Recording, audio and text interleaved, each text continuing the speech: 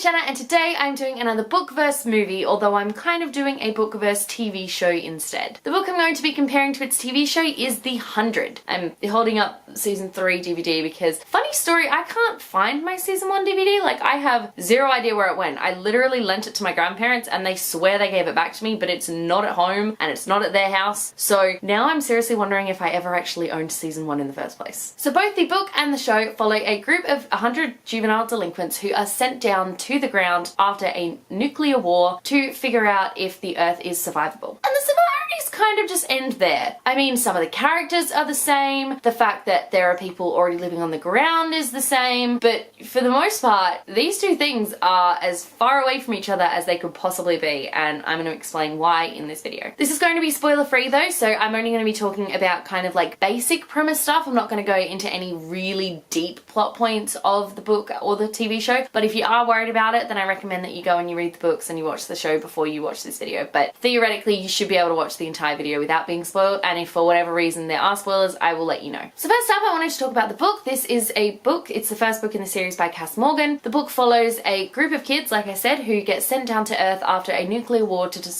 determine if the Earth is survivable. So we follow Clark, Bellamy, Wells, and Octavia on the ground, and we follow a girl named Glass up on the Ark. Although they don't call it the Ark, I'm pretty sure they call it the Colony, but either way. Down on the ground we follow Clark, who is desperately trying to... Down on the ground we follow Clark, who is trying to save her friend. We follow Wells, who is trying to keep the peace. We follow Bellamy, who is trying to save his sister, and we follow Octavia, who is battling with some internal demons of her own. We follow Glass, who is desperately trying to get back to the guy that she loves and is also just trying to survive up in space because there is a problem with the oxygen up there. Ark is dying. It's all kind of the same as the show. This book I gave 4 out of 5 stars to. I've reread it this week because I'm meeting Cass Morgan this weekend and I'm so super excited about it. It is more of a...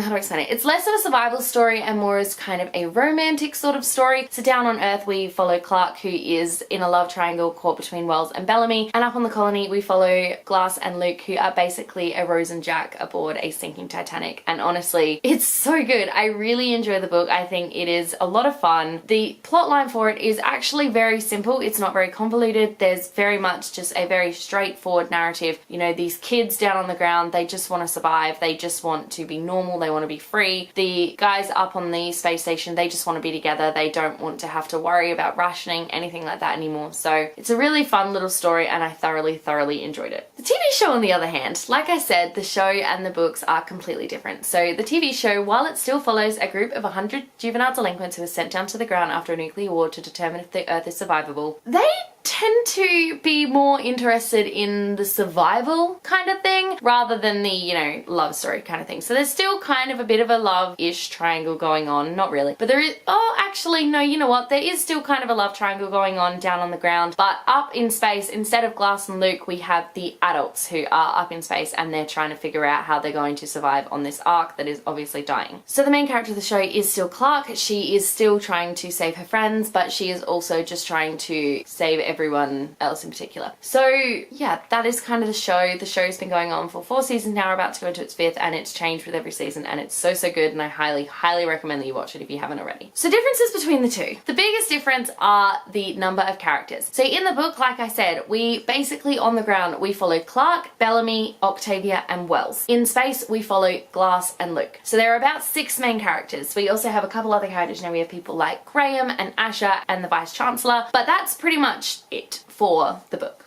In the show, down on the ground, we have Clark, Bellamy, Wells, Octavia, Jasper, Monty, Finn, and Raymond. Obviously, a lot of those characters are not in the book. They are original characters created for the TV show. And up in space, we follow Abby, Kane, and Jaha. Jaha is in the books, and technically so is Abby. However, this is kind of like a little bit of a spoiler, so if you don't want to know, maybe skip ahead a little bit. They both die in the books. Well, actually, I can't remember about the Chancellor because I haven't got up to that part yet, but I know for a fact that both of Clark's parents are dead instead of just the one parent. So that's where the differences kind of begin. So obviously, if you have seen the TV show, you will know that at the end of the very first episode of season 1, Clark and the others discover that they are not alone on Earth and that there are people already living there. In the books, they don't discover that until the end of book 1. So the books cover a much shorter amount of time than the TV show does. The TV show spans a much longer time. I think it spans like a couple of months, whereas the first book only covers 21 days. So the things that they have to deal with are obviously very different. The characters go through different changes. The fact that we have Glass and Luke up on space in the books and then adults up in space in the show obviously brings another dynamic to the show, as like to the stories as well. So altogether, those are just a few of the differences that I found between the books and the TV show. So those are just a few of the differences that I found between the show and the books. There are obviously so much more, but honestly, I would not even consider these things to be in the same stratosphere. They are that different. So when it comes to these, a lot of people don't know that the TV show actually got picked up before the 100 was